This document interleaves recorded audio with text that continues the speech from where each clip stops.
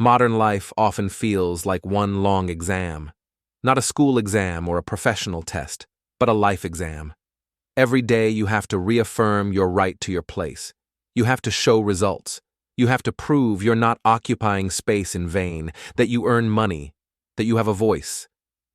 The exam runs with no schedule and no end date, yet the sense of being judged never leaves you for a minute.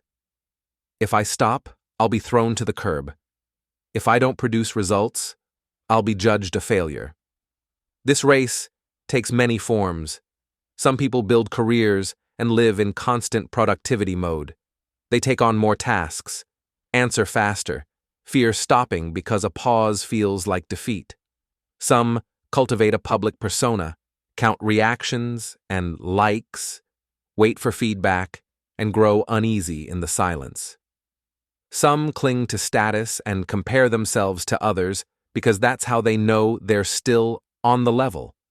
What model and year is my car? What kind of house do I have? What job? Do I go to tropical islands every year just so I can post photos on social media? In all these cases, the same formula works. I am what I have achieved. Sometimes effort is rewarded. A person receives recognition, a promotion, applause. It feels good. It creates the sense that the exam has been passed, at least for today. But the applause dies down quickly, and a frightening silence returns, as if invisible examiners are looking at you reproachfully. The need for a new proof arises. A new result becomes mandatory. The exam goes on because it has no finale.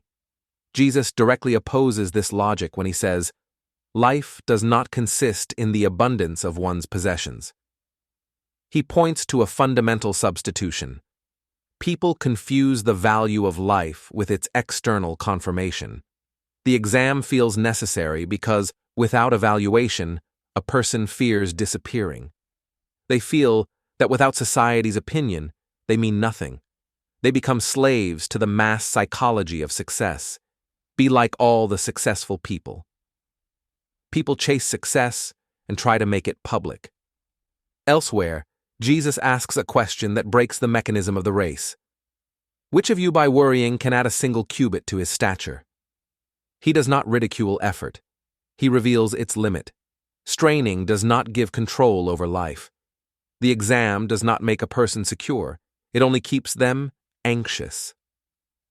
There are many things in life that cannot be solved by worry or sheer effort. Money can perhaps be earned, but can you get rid of a hereditary chronic disease? The logic of achievement collapses, especially when a result becomes impossible. Illness, age, crisis, dismissal. None of these fit into a system of proofs. It is precisely here that Jesus' words about trust stop sounding abstract. Look at the birds of the air is not a call to passivity, but a reminder that life is sustained not only by effort, but also by what lies beyond our control. Life is more than the human theater of achievement and superiority. There is another place where Jesus radically shifts the center of identity. What good is it for someone to gain the whole world and yet lose their soul? He is not speaking simply about morality or sin. He is speaking about cost.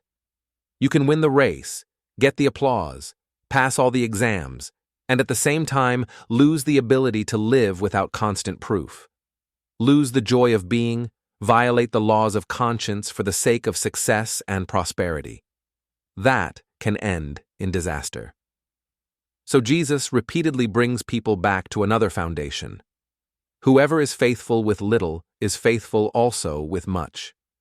It's not about scale or impression. It's about a way of being. The exam loses its power when value ceases to depend on the volume of applause.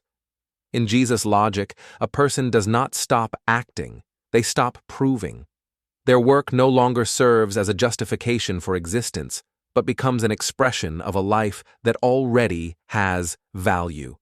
The exam doesn't end with a victory because it simply ceases to be the main thing. Applause may sound or fade. The exam may continue for the world. But the person no longer lives inside that logic. They act responsibly and freely because the center of their life has shifted to the spiritual plane. Stop the race of self-assertion in society. You can live and act without proving to anyone your right to exist. You are valuable simply because you are.